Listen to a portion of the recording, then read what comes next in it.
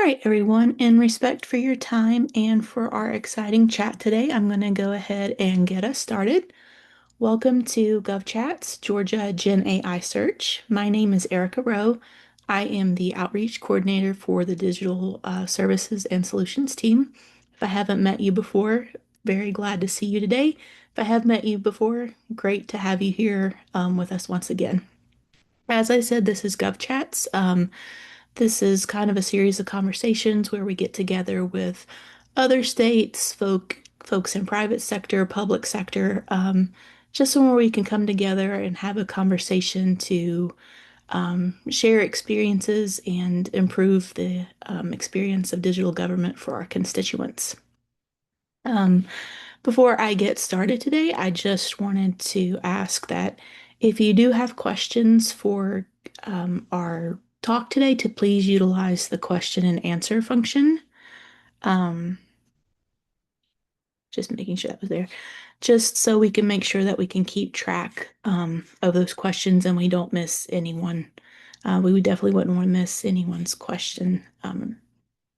So with that being said, I am happy to introduce our speakers for today.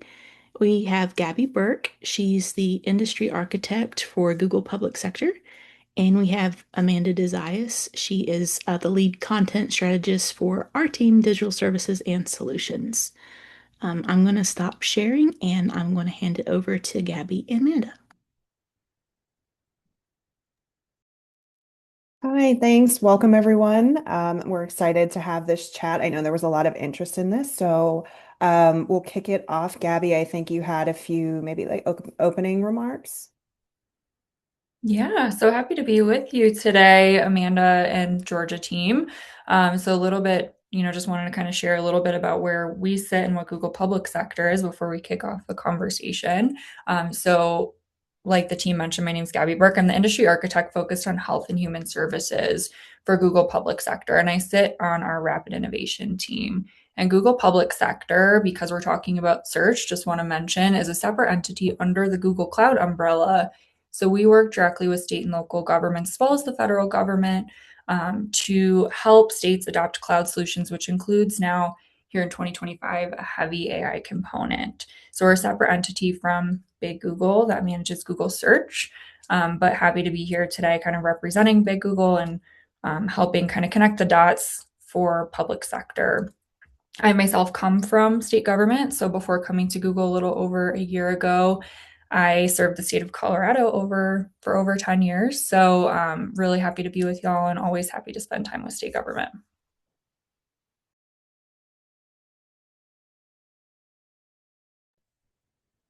All right. So we'll just jump into it then. Did we want to get Gabby, are you good to kind of get started with questions and the talk?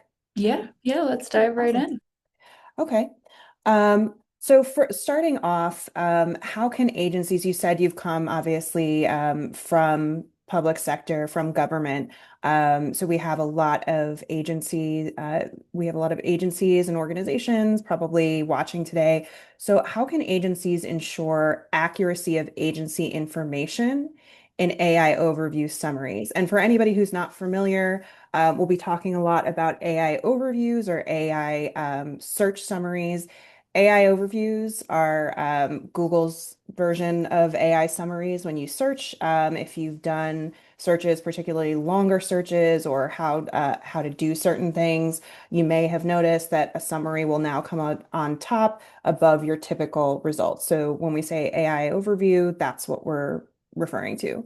So how can agencies ensure the accuracy of their information in those AI overview summaries? Yeah, so I think it's really important to understand when AI overviews are triggered. So they don't come up all of the time. You might have noticed if you spend time in Google search, they will come up some percentage of the time, but not always.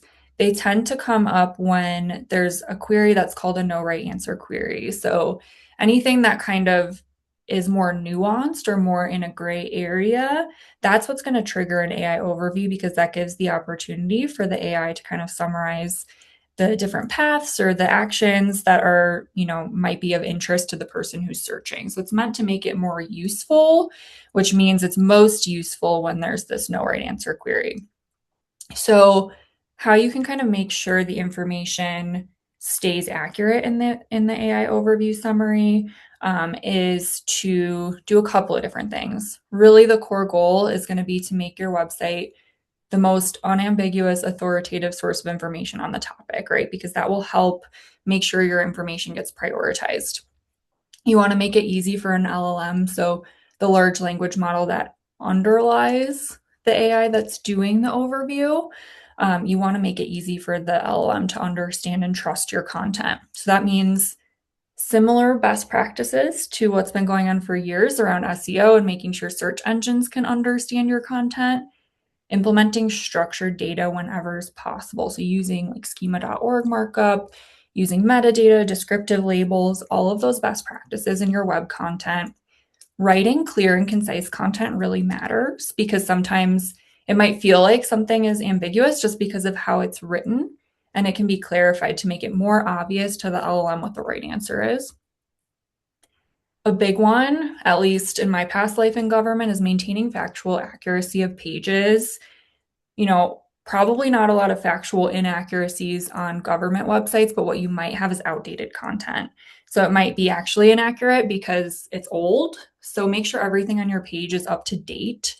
If you have old pages that aren't used anymore, just take them down. If you have old pages you want to make available to the public, you don't want to take them down, but they're no longer correct, just put something on the top around what's replaced it or last updated date or whatever that looks like. And then another thing that I think government has quite an advantage, if you will, versus commercial and kind of being prioritized in this space because you already have that .gov, you already have that authority in this space. Another way to build that out is to think about building trust across the ecosystem. So say you've got like an emerging event or something like that, and that content that you put on your webpage or your socials is being elevated by other trusted sites like a university or news site or whatever that looks like. That helps build your authority across the whole ecosystem. So those types of things are just some things you can kind of keep in mind. Yeah, so it's very much like a comprehensive approach and thinking just outside just your website. Okay, great. Absolutely. So along the same lines, and I think you've touched on this a little bit, but part of the reason that the agencies and organizations are really concerned with accuracy of the information and their information getting pulled is because agencies do have experience with unauthorized third-party sites starting to put information out there, trying to get the public to transact with them. Which obviously creates myriad issues. So, how can agencies use some of what you're talking about to combat misinformation or disinformation from these unauthorized third-party sites that are being pulled into maybe AI overviews or even like Gen AI answers? Yeah, great question. And of course, I'm out in Colorado. We see a lot of the same challenges. I think disinformation in general is a challenge we all struggle with just by the nature of how the internet has evolved. The core strategy here for state agencies is sort of part B of what we just talked about. Like, you want to be the strongest signal on a particular topic, and that really helps to drown out the misinformation problem. This is true for SEO, but with the AI overviews, it gives you potentially a challenge, but also a really big advantage because government sites are already trusted. As you increase that footprint, it will drown out that noise even more.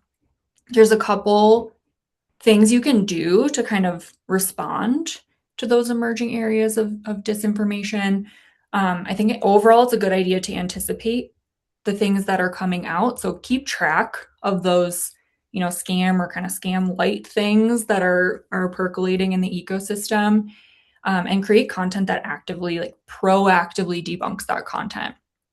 You can put like a myth versus fact page, or if you have something really significant, like I know in our area, we have an issue right now it's not really like fraud, but we have folks who will reach out and say, hey, like you can get a copy of your deed and you just have to pay me $50 or whatever that looks like. And when in reality, I can pop over to my county office and get that for a $3 printing fee or whatever that is.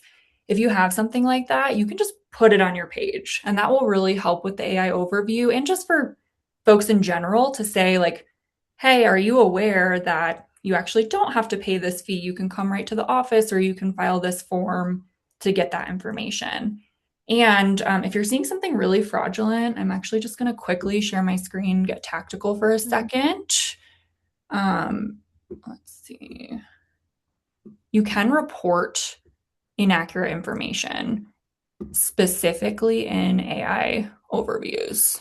Let me just pull that up so you can see where it is. So I did this Google search here for Georgia DMV information. I did see a site that is, it's a .org, so maybe it's a partner of y'all's. I don't know the ecosystem, but just as an example, say this particular site here is not one that is correct, or maybe it's one of those sites that's providing misinformation. You can click these three dots in the results, which will be over on the right-hand side, and you can file a report.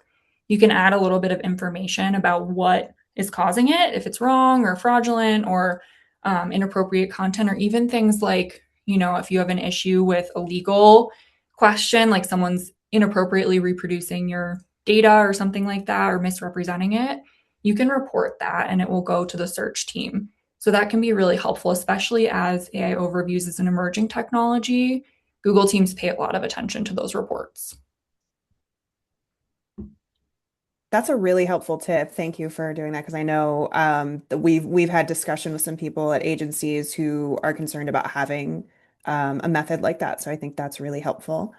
You had said that government still maintains its advantage the same way, that kind of authority that it did in traditional search results with AI summaries.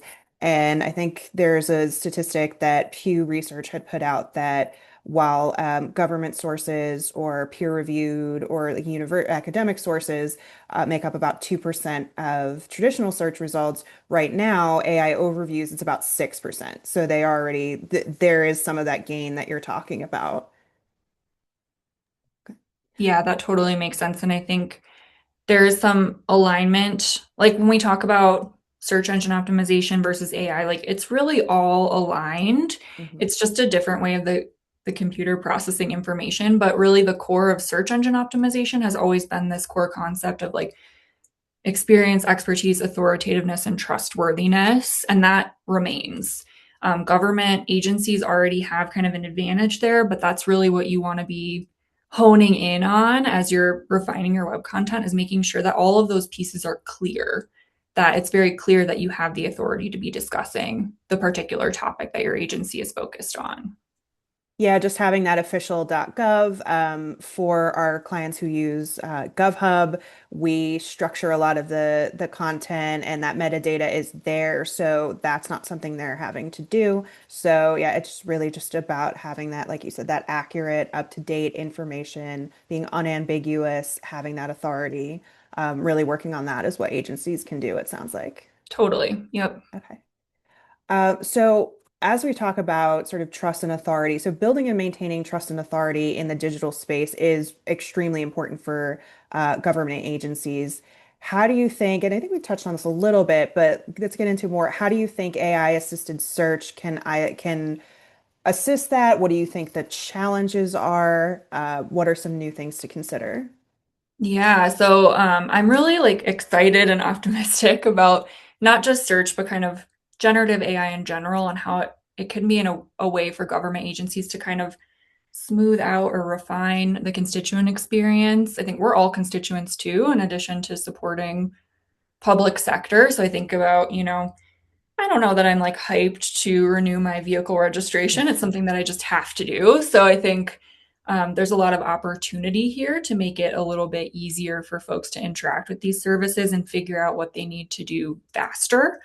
There's of course a risk that comes, any pro has a con.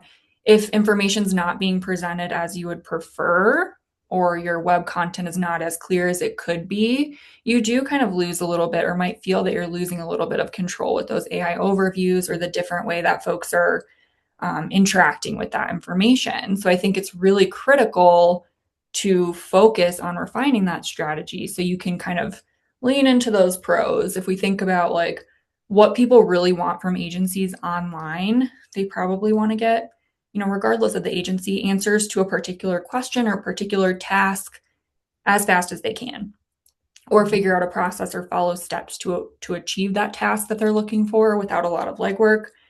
AI overviews has the potential to make that a little bit easier. So folks are able to find what they're looking for more quickly, and they're not getting on the phone and, having maybe a terse conversation because they can't find the information they need. So I think it's an opportunity more than a challenge for government agencies because you have that authoritativeness and trustworthiness already. You can kind of start thinking about what outcomes you really want to get to and shift your web presence and your web strategy to focus on those outcomes. I love that idea of thinking about, this is where we want to go, this is where we want to be, how do we get there? So thinking about, yeah, I love that is thinking about what is the outcome you're working toward, and then how are you going to get there? I think that's a really good way to think about it. And as you said, like, nobody's necessarily thrilled about renewing their driver's license or, paying property taxes, but the government is different. It's very different from private sector in the sense that in most cases they have to deal with government eventually. They have to go to that agency eventually. So the more informed and prepared they can be, the better. And AI summaries in particular can really help that process. Yeah, absolutely. It's a huge opportunity to kind of make folks' lives easier and hopefully then also make folks at the agency's lives easier. Yeah. We hope that's always our goal. I think, yeah, any time where we can increase the amount of resources and the amount that the public and constituents can kind of help themselves, serve themselves, and decrease that burden on the agency, we're all for that. So, one of the questions we've had, so we know that Google, for a very long time, has had traditional search ads that will eventually build out to these AI overviews. That's still very much, as I understand it, kind of in flux. That's in progress right now. But as much as we know right now, one question we have received is, will buying search ads with Google affect your content's organic performance in AI overviews? Hard no. Mhm. So it will not affect your content's performance. There's a really strict separation within the Google kind of umbrella between the ad business, Google Ads, and Google Search. And organic search results have not ever had an interaction with ads. This is really important to Google's kind of core mission. Sponsored content is always labeled and it's separated from organic search results. If you think about like some of the content you might see online around ads impacting search performance for private businesses, there's this sort of intangible effect that you can think about. I'll just give an example of like a women's clothing brand. If a clothing brand, say they're brand new, nobody really knows about them, they start a really well run ad strategy across multiple platforms. What's going to happen is as their brand name recognition increases, more people might search for that brand name. And as they search that brand name, the search algorithm is going to say, "Hey, this new brand might be a really good result for people that are looking for sweaters or whatever that might look like." So the brand searches are a signal to the search engine that the brand is kind of an authority in that particular area. So a well-run ad campaign in commercial sector can sort of indirectly influence search results just by the way that people start interacting with that brand. That's not really the same one-to-one in government, right? That doesn't mean there's never a use case for sponsored content or something like that for government agencies, but the ad spend in commercial does not directly translate to a bump in search results.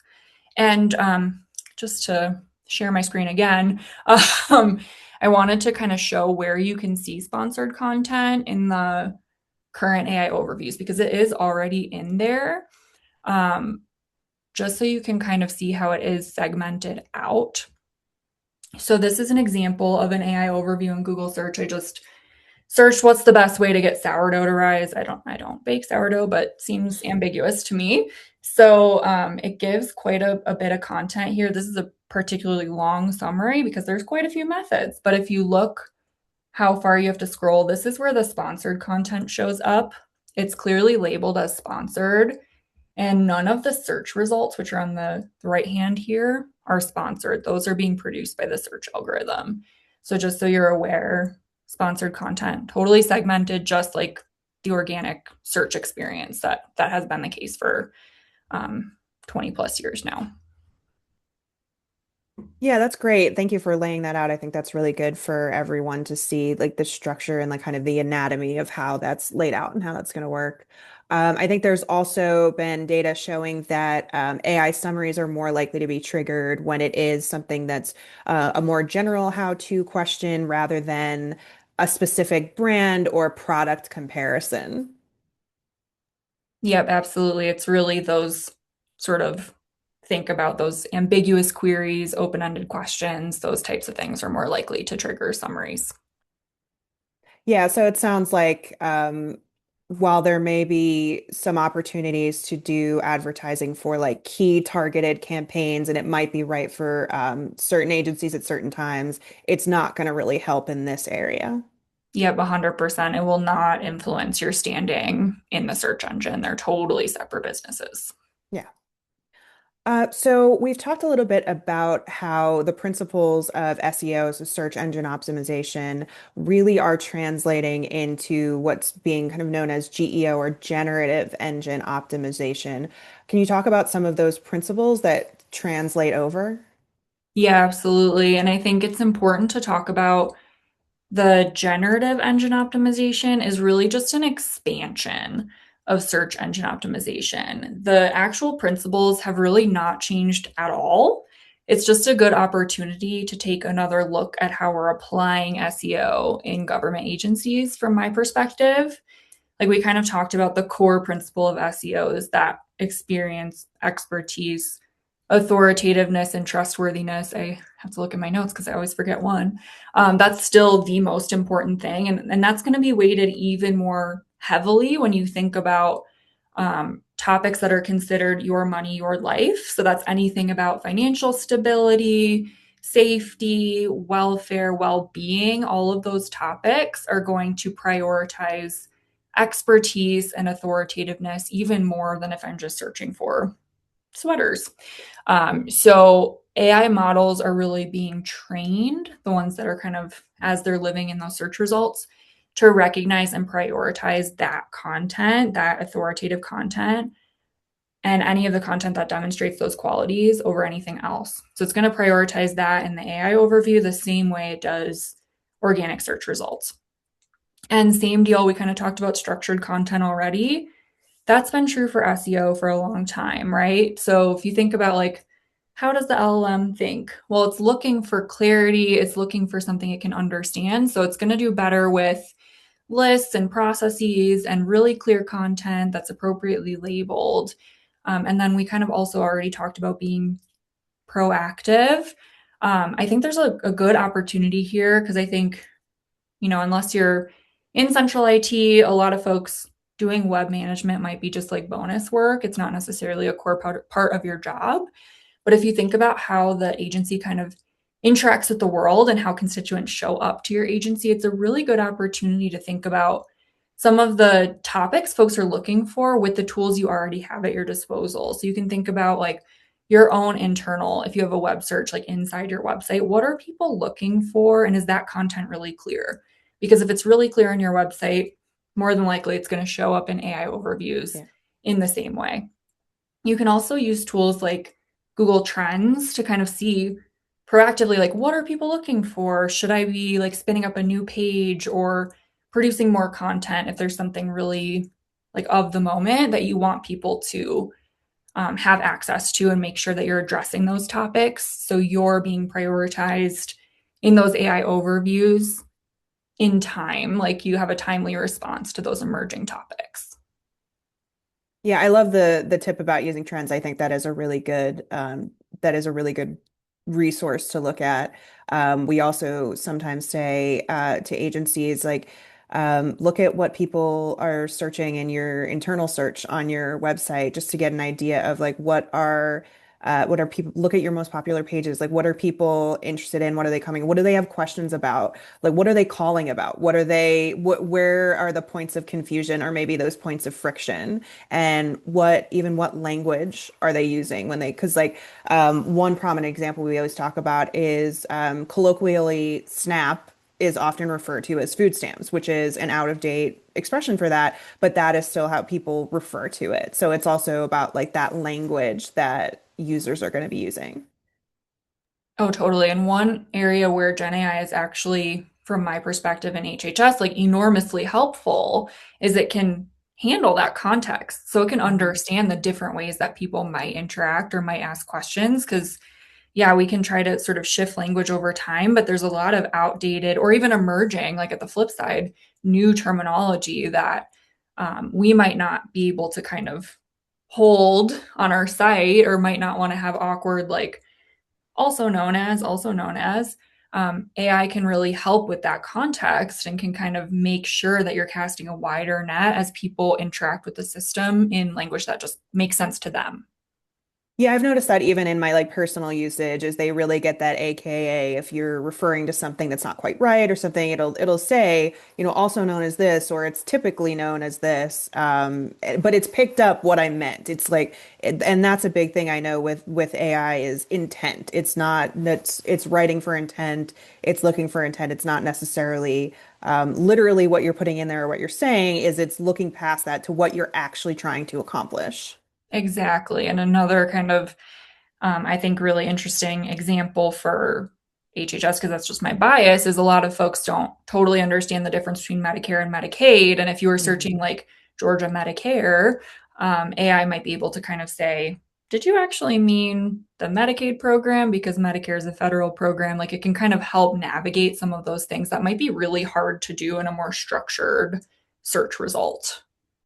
Yeah, especially if somebody thinks they're talking about Medicare, so they're going to the Medicare information, and they might be getting deep into that on your site before they realize, oh, this isn't for me. This isn't what I'm looking for.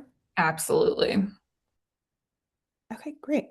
So as we're talking about kind of this shift from SEO to GEO, there's been a lot of discussion, and we've read about sort of this Google Zero concept, which is the idea that eventually Google will stop sending traffic to third-party websites, and all of the information will be presented to the user within Google's platforms via AI technology. And I know that there's also going to be other AI browsers like Atlas. And this will probably mean that fewer people are going to those websites. They're just kind of interacting with maybe like a Gen AI tool or a Gen AI browser, and that's giving them what they need without them going to directly to that website or directly to that source. So as website traffic decreases due to that kind of usage, which organizations are going to be the most impacted by that change? Yeah, this is definitely going to impact private sector organizations differently than public sector organizations. If we think about our sweater example, if I just search for women's sweaters, there's probably like tens of thousands of results. Some of it might be review videos or blogs or magazine articles. Like there's such a wide swath of content associated with that. And some of those blogs, they might, if they're not paying attention to this, they might take a hit because they focus their business around how many folks are clicking on their particular page, and they might have ads on their page. And, that's really different for public sector. You don't really have this kind of market saturation question to consider because public sector, there's only one Georgia Medicaid. You are the authority on Medicaid in the state of Georgia, just as left field example. So I think the task here is to really make sure the way that we're expressing the digital presence of state agencies um, online and the way that we measure that interaction is evolving to kind of meet the way that people are interacting with content in 2025 and beyond. This is kind of like an opportunity to meet the moment because the way people interact with the web is changing. And I'm really excited that so many state government agencies are thinking about this now because it does give you an opportunity um, to sort of meet the moment and not worry about kind of catching up down the line because you are advantaged in having that .gov. So it's really about how can we kind of change the way that we're thinking about this because the impact there is going to be an impact. It is changing, but the impact is going to be really different for public and private sector.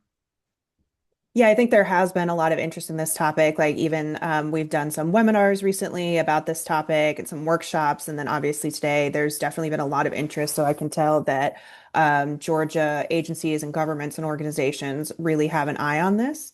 So we've talked a little bit about that, but it definitely is going to, I think, have a bigger impact or very different impact on the public sector versus private sector. And you're talking about sort of shifting your thinking. So with that impact being different, what do you kind of recommend when you're thinking about, the difference affecting public sector and how should public sector maybe shift their thinking in that way? Yeah, I think we kind of talked a little bit about this earlier, but if we're thinking about like what do we really want to do for our constituents, like what are our end goals and what impact we see our agency having, I think there's a really cool opportunity here to make our web content mirror that. If you think about like just to step into the private sector, like commercial side for another minute, um, if you think about just like a digital sales strategy for those of you who kind of like worked in the commercial space, um, in general, those commercial entities are going to be focused on conversions, right? Somebody comes to the page, they saw our content, maybe they saw an ad, they came to the page and they either bought something or signed up for something. There was like this outcome that we wanted to have. Um, we do have conversions in government, right? Like we want somebody to do a thing, but it's more about getting people the support they need. It's more about like, hey, did you renew your driver's license on time or did you pay your property taxes on time? AI overviews might actually really help us there because we can do a better job getting that broader reach out with the information that we need to get out the door. So we can really shift our maybe our measurement strategy a little bit to align with our core values, like what do we want people to accomplish and why do we want them coming to our page. I think that's kind of the opportunity here is how can we shift that to be more outcome focused. Yeah, so really thinking about what is the purpose of this content, and think like looking at that outcome, like you said before, is like thinking about what do you want people to do, what do you want the outcome to be, and kind of shaping the experience around that.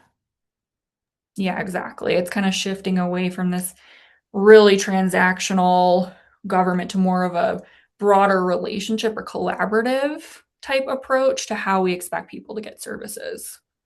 I like that way of thinking about content, maybe a little bit more sort of tactically and thinking about, okay, like what is the goal? What are we trying to accomplish here? And really being very purposeful about the content that goes out on your website and also the content that maybe needs to no longer be there. And thinking about, is this really necessary? Yeah, absolutely.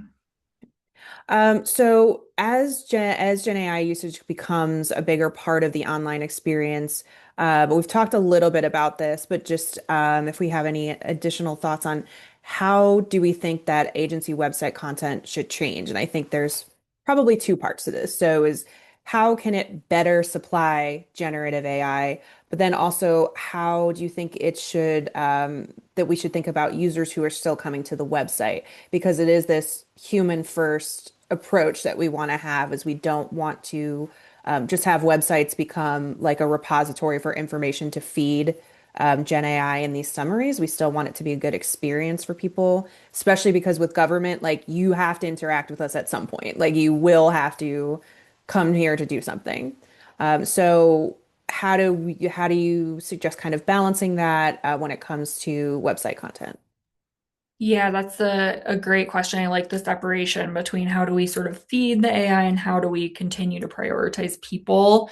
For the Gen AI side of the house, we've kind of like talked through some of these topics already, but I would add Yeah. on sort of atomizing your content. So like make these instead of having like a 50-page policy document, for example, have sort of a TLDR, a more simple section, this helps people too. Remember that LLMs are trained on language. So they're trained to kind of LLMs do not think, but they kind of quote unquote think the way that humans communicate in language. So, in a lot of ways, the benefits are going to be twofold for the LLM and for the person, because I also don't want to read a 30 to 50 page PDF. But break down those large documents and really long, like many scroll web pages into smaller chunks with good headings. So it's easy for the AI to understand how to answer specific questions, but it's also easy for a person to kind of know what they're looking for and find that information quickly. And then on the just direct to user side, as you're thinking about your web content, we're not there yet. AI overviews are emerging, they're new. Yeah. But as we get further down this road, it's good to start thinking about what people are like doing, what action you want them to take, instead of what they should be kind of reading and what research they should be doing about that action. So think about like more folks are going to be jumping into your website knowing, hey, here's the 10 steps that I have to do to renew my driver's license. So they're going to be ready to take an action when they make it to your website. Assume that's the case and make that content more available to them, so you don't kind of expect they're going to be doing a deep dive. Instead, you're expecting they're going to take that action because they already know what they're looking for. Yeah, I love that, is thinking about not necessarily what you want to have them read through, but what they're trying to accomplish. We see a lot of that. Our team runs Georgia.gov, and we see a lot of that where there's a lot of intent going in. People tend to know, they may not know specifically what service they need, but they know what they need to get done. So they really just want very brief, okay, what do I have to do? Who do I have to talk to? What do I need? Let me go do that. And I think we've had workshops where we've talked about writing instructional content, particularly using like a how do I structure, like the content type we have on GovHub, to structure your content so that it works for that user who needs to come there, who needs to do that. But it also happens to feed AI overviews and Gen AI really well because that's how it's structured to read and process information. Yeah, totally. And apply that same mentality to things like if you have, on the public health side, you have data and research pages, just as an example. If you have a different persona of people who might be like doing data requests, make sure you're applying that schema and the markup processes to the database side of the house too, to make it easy for AI to also point users to potentially more complex content, because that'll just help on sort of the navigation friction, help people get more access to the information you have across the spectrum. Yeah, I think that's a really great tip. That is a really great tip because we do have agencies that are dealing with a lot of data in some cases. So I think if your agency or your organization doesn't necessarily have somebody on your team who can do that, definitely reach out to our team, the Digital Services and Solutions team, and we can maybe make some recommendations about how you can do that because that is going to be really important as we move forward. I mean, it's important now, but definitely it's going to be even more critical. So with AI sort of changing how users find that information, we're talking about, it definitely sounds like that users will probably be a little bit more informed and prepared when they're coming to public websites now. So as this changes how users find information and transact with the government, what metrics would you suggest agencies should be looking at and tracking?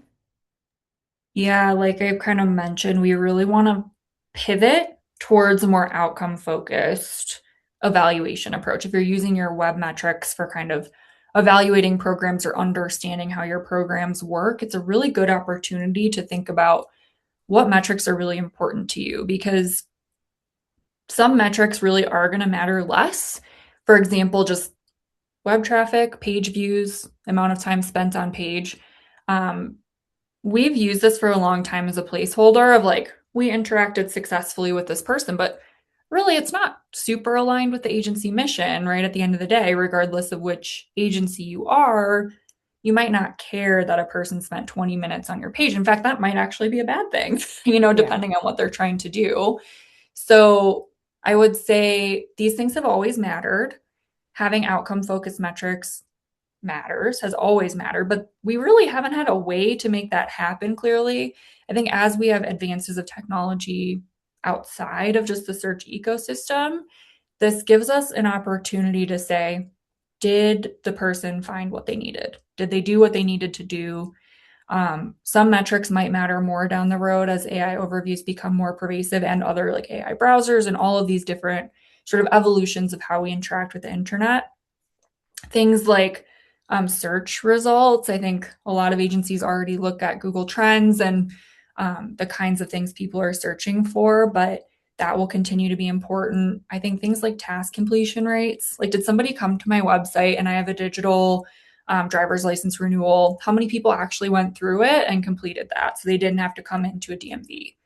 Um, any of those outcome focused KPIs will really matter. And I also think a really impactful and interesting part of this evolution of the internet is going to be how can we meet people as individuals? Like, not everybody wants to talk to a chatbot, not everybody wants an AI overview. Some people want to get on the phone, some people want to be in person, some people do want a chat experience. So, how can we more proactively ask for user feedback so we know that in the absence of having this like number of visits, because there's only one way to interact with us, how can we kind of use an opportunity to reach out and understand more qualitatively, like how are people interacting? How was the experience? Are they happy with it? Did they come and do what they wanted? Did they want to get on the phone and they were able to or not able to? It's really about customizing that for the particular use case and moving towards that outcome constituent serving sort of opportunity for evaluation. Yeah, and I think with data, it can be very like missing the forest for the trees. Like, you're so caught up in these different like metrics and numbers that, like you said, you're forgetting the qualitative, the human side, the actual experience of the people who are interacting with your agency. So anytime you can kind of pull it back and focus on that, that's really good. We did have one question in one of our workshops about right now, there's really no way to track how often your website's content is being sourced in AI summaries or even in something like ChatGPT. Do you think that will change? And do you think it's necessarily even important to know that?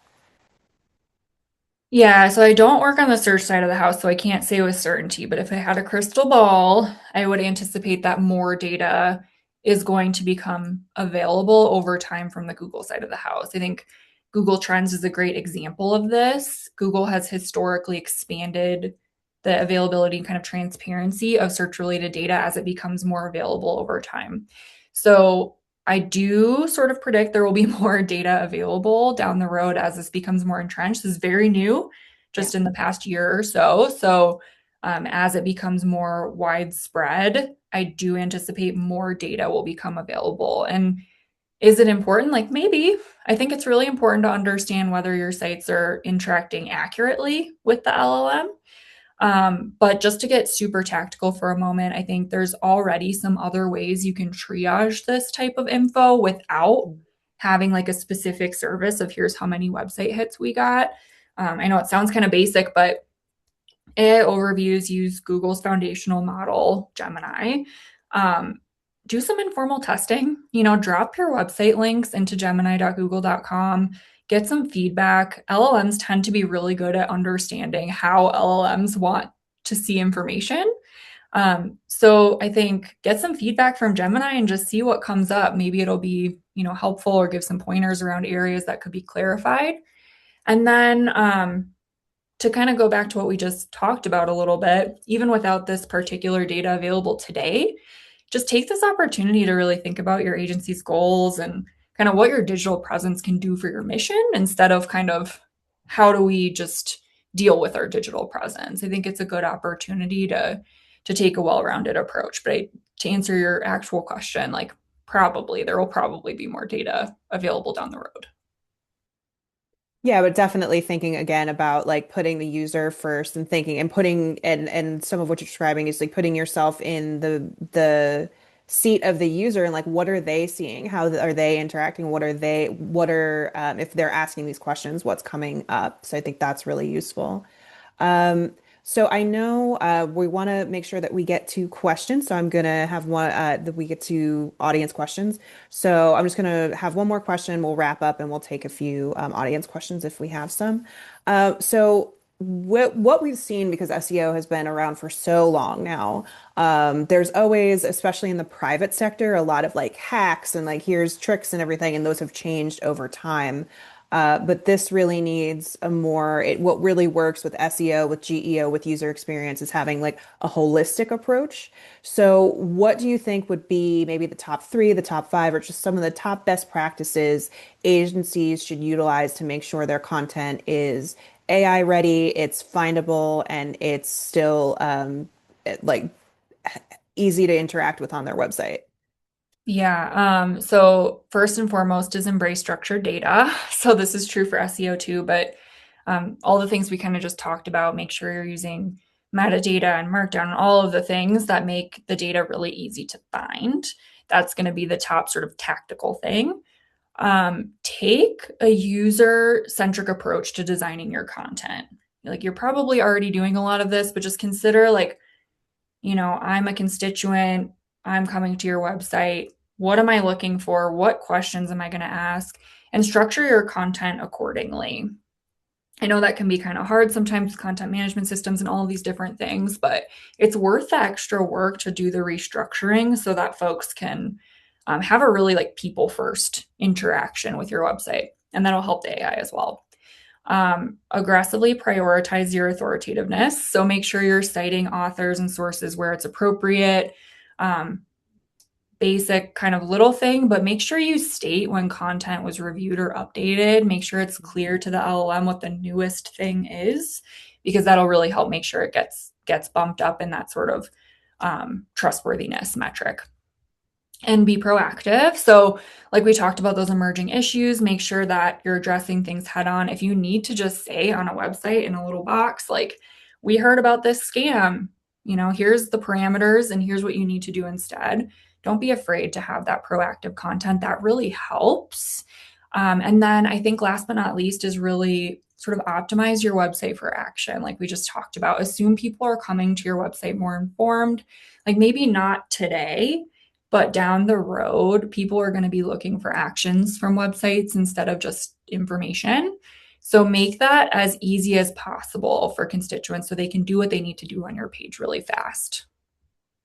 Yeah, so it sounds like this will shift to where users are going to come to websites with much more information in advance and probably farther along in that process, ready to transact.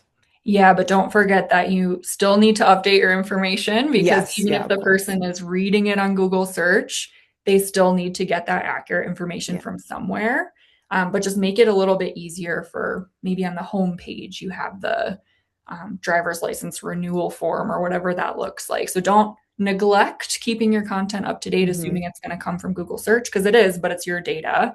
Um, but make that website a little bit easier to use from an action perspective. Yeah, they're still interacting with your content. Just because it's outside of your like website space does not mean that they don't need that and that they're not interacting with your content. They've interacted with your content. It was just somewhere else, and now the transaction is happening on your website. Exactly. And one thing we've suggested for agencies, especially as we go into the new year, because this is a great opportunity, is, conduct a content audit. See what you have on your site. Like, what services do you have? What transactions do you have? Like you said, is your information all correct, up to date? Do you have all the right forms? Like, now is a great time to, as we go into the new year, like, let's audit that. Let's look at all of that. And this is something that people can start thinking about as they go into that. Yeah, absolutely. And just a note, so we have, like I said, we have done instructional content workshops. We may have another one in the new year about writing how to I's, particularly for keeping in mind generative AI and these kinds of summaries. We also have LMS modules talking about measuring KPIs, so thinking about those goals and how you can quantify them and sort of work toward them. And we also did a previous webinar talking about some of these topics as well, with AI visibility and AI ready content. So if anybody's interested in that, you can follow up with our team.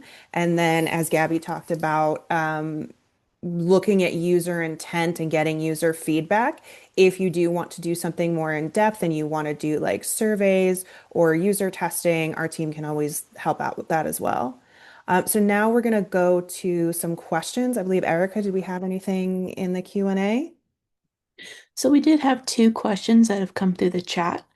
The first question is, when summaries are created in the agency context, how much of external information, general search info, gets added to agency-specific authoritative content?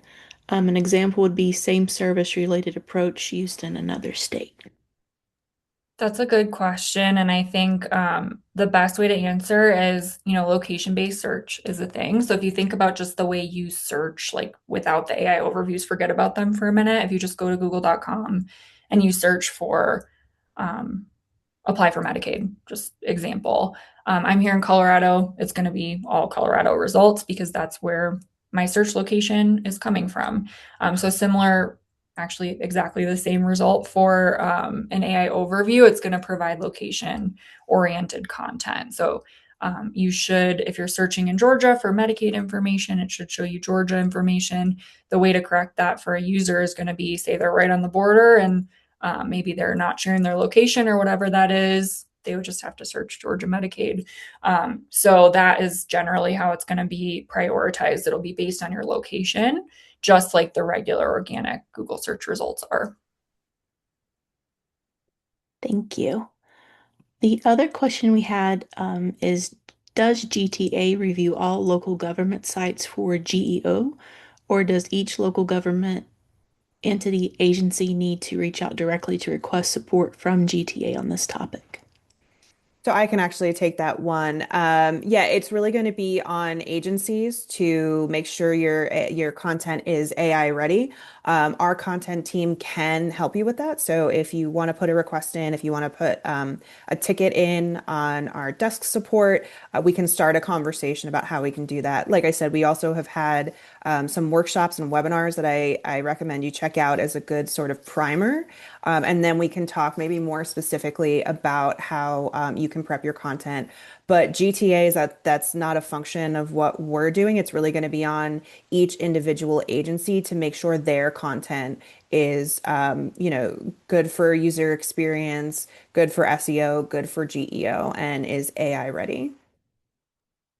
And I did put a link for our support desk in the chat there for anyone that needs it. There's no other questions that we have through the Q&A and through the chat. So I'm going to wrap up. I'm going to share my screen real quick here. Sorry, my browser is not showing up. Oh, we did. While I get my browser up, we did have one question come through chat. How do MCP servers factor into AI overviews? Are they worth investing in? Yeah, that's a great question. So, for those of you who aren't familiar, MCP server is Model Context Protocol. So this is more of a software development sort of concept. It's, if you think about AI applications that interact with AI, so MCP is going to be really useful for different use cases. For AI overviews, really just think about AI overviews as a different way to interact with search. So it's just as a human user, it's just a different way to read search results. So really the only way that you're going to change what's showing up in the AI overviews is going to be the way that you interact with your own web content, making sure that you're demonstrating that expertise and authoritativeness. It's going to be the two biggest things. So MCP really important for sort of development and building AI applications, but for search and AI overviews, probably won't help you there. Perfect. Thank you so much, Gabby. And I apologize for that little hiccup with my screen share earlier. So I've put a QR code up here that our participants, if you don't mind to scan in. It's for a satisfaction survey on today's GovChats. Any feedback that you would like to provide, it would be great. It helps us for future GovChats so we know which topics that you're interested in, what worked well for you, what may work better for you in the future, and just anything that you would like to share with us. Like I said, it's always very helpful. We did get one question about non-digital services dashboards in Site Improve. If you have a question about functionalities in Site Improve, definitely put that in through the support desk. Erica did put that link in the chat, as she said. You can go up a little bit, you'll see it there. If you're trying to do something in Site Improve, start there, and we'll see if we can get you a solution. Absolutely. Did we have time for one more question if anyone else has anything to pop in the chat?